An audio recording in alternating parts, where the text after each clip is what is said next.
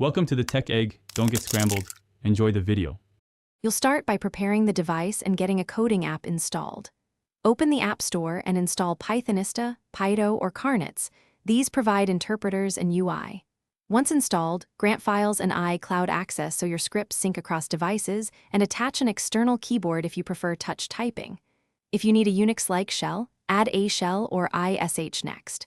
Once done, create a test folder, save a simple hello Py file, and run it to verify the interpreter loads. Now you build real scripts and manage dependencies. Open your editor, use tabs and code completion to speed writing, and structure modules into a project folder. Install packages via the app's pip support or sta.sh. If a package fails, try a pure Python alternative or build wheels on a desktop. Once set, run unit tests and interact with device APIs, camera, location, or files using the app's permissions. Make sure to commit changes to Git or iCloud frequently so you don't lose. Finish by deploying and automating your scripts. Create shortcuts that call your Python files or use the app's share/export options to place scripts on the home screen for one-tap launch. For heavier tasks, run scripts on a Mac or server and trigger them from iOS.